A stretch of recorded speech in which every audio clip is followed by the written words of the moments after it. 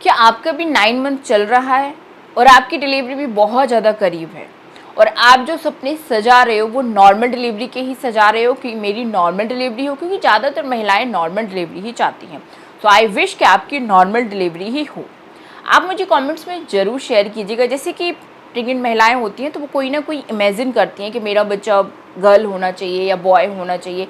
तो please comments में ज़रूर शेयर कीजिएगा आप क्या चाहते हो, गर्ल इमेजिन करते हो या बॉय इमेजिन करते हो। अब जैसे कि आपकी फ्रेंड्स डिलीवरी होने वाली है, आप नॉर्मल डिलीवरी चाहते हो, तो आपको डिलीवरी रूम की कुछ सीक्रेट बातें मैं इस वीडियो में बताने वाली हूँ जो मेरे ख्याल से सभी महिलाओं को पता होना चाहिए। क्योंकि क्या होता है कि नॉर्मल डिलीवरी के टाइम आपने सुना होगा कि कुछ महिलाएं बहुत ज़्यादा घबरा जाती हैं, कुछ डॉक्टर के साथ कोऑपरेट नहीं करती हैं। तो फ्रेंड्स, आज मैं इस वीडियो में आपको बताने वाली हूँ कि जो नॉर्मल डिलीवरी के टाइम डिलीवरी रूम में जो बातें होती हैं, जो आपको पहले से पता नहीं होती हैं, फिर आपके साथ घटती हैं ना वो चीज़ें, तो आप फिर उस टाइम पर परेशान हो जाते हो, एकदम से सरप्राइज़ हो जाते हो, कुछ अटपटी वो चीज़ें आपको लगती हैं। तो जब ये चीज़ें पहले से पता चल जाएंगी ना, तो आप घबराओगे नहीं, आपको सब कुछ पता होगा कि हाँ ऐसा होता है, मुझे पता है पहले से। तो आप डॉक्टर के साथ फिर उस चीज़ को कोऑपरेट करोगे और परेशानी नहीं होगी। तो चलिए वही आज इस वीडियो में हम डिस्कस करेंगे। मैं हूँ रेशू, आप सभी के साथ। आप देख रहे हो रेशूज़ ब्लॉग यूट्यूब चैनल। चलिए स्टार्ट करते हैं आज का वीडियो। जैसे आपको लेबर पेन आता है, लेबर पेन के कुछ लक्षण दिखते हैं तो आप हॉस्पिटल पहुँच जाते हो।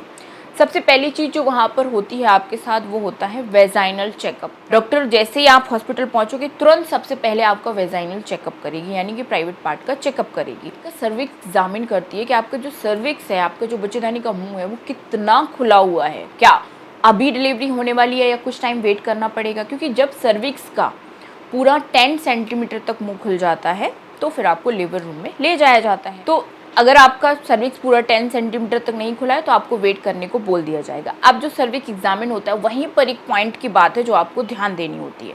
जैसे कि डॉक्टर क्या करती है, अपने हैंड में ग्लव्स पहनेगी और अपनी 2 फिंगर को आपके प्राइवेट पार्ट में इंसर्ट करेगी और चेक करेगी कि आपका सर्विस कितना खुला है। अगर 1 फिंगर है, 2 फिंगर है, और जब पूरा इस तरीके से ओपन हो जाता है ना, तो मतलब 10 सेंटीमीटर तक आपके सर्विक्स का मुंह खुल चुका है। अब ऐसे में क्या होता है, महिलाओं का जब सर्विक्स एग्जामिन होता है तो महिलाएं बहुत ज़्यादा चीखने लगती हैं, चिल्लाने लगती हैं, उनको दर्द फील होता है। क्यों होता है? उन्हीं की गलती की वजह से।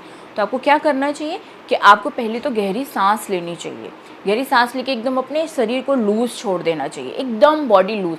आप समझो ठीक है, ये सब कुछ नॉर्मल है, कुछ नहीं है, ठीक है, ये तो होगा क्योंकि आप नॉर्मल डिलीवरी जो करवा रहे हो। नॉर्मल डिलीवरी है तो इस तरीके की चीज़ें तो होंगी ही होंगी ना, और लेडीज़ ही करती है तो शर्माना कैसा। जो लेडीज़ कर रही है उसके साथ भी यही हुआ है, मैं हूँ तो मेरे साथ भी यही हुआ है, इसलिए घबराने की बिल्कुल भी ज़रूरत नहीं है। आप स्पेशल नहीं हो जो आपके साथ ये सब हो रहा है, सभी के साथ होता है, ठीक है ना। जो भी माँ बनी है दुनिया में उन सब के साथ ऐसा होता है, तो घबराने की बिल्कुल भी ज़रूरत नहीं है।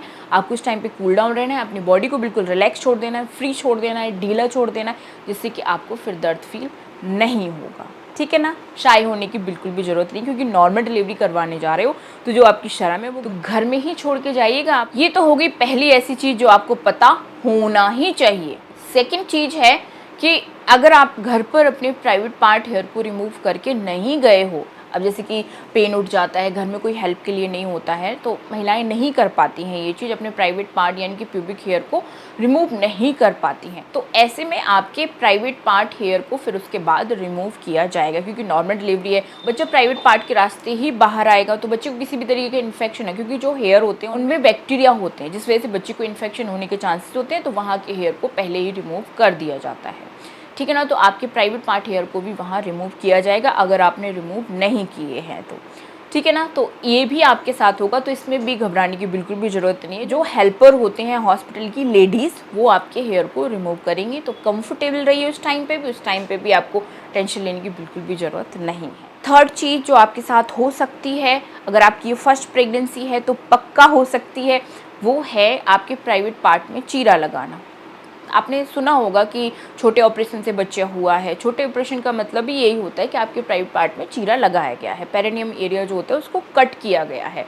किस लिए? क्योंकि जब आप पुश करते हो और बच्चे की बाहर निकलने की जो जगह है वो छोटी होती है, तो कट लगाकर उसको थोड़ा फैला दिया जाता है और बच्चे को बाहर खींच लिया जाता है। और इसका आपको बिल्कुल भी पता भी नहीं चलता कि आपके प्राइवेट पार्ट में पहले एक लोकल एनेस्थीसिया दिया जाता है, जिससे कि प्राइवेट पार्ट एरिया आपका सुन्न हो जाता है और चीरा लगाकर बच्चे को आसानी से बाहर निकाल लिया जाता है और वहाँ पर फिर टाँके लगा दिए जाते हैं।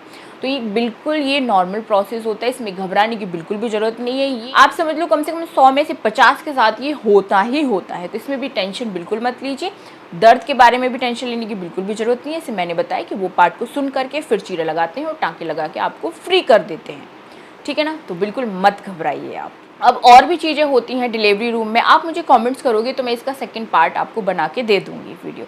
अगर इसी में सारी चीज़ें बताऊँगी तो वीडियो पूरा हो जाएगा 1 घंटे का, ठीक है ना। तो आपके पास इतना टाइम कहाँ है।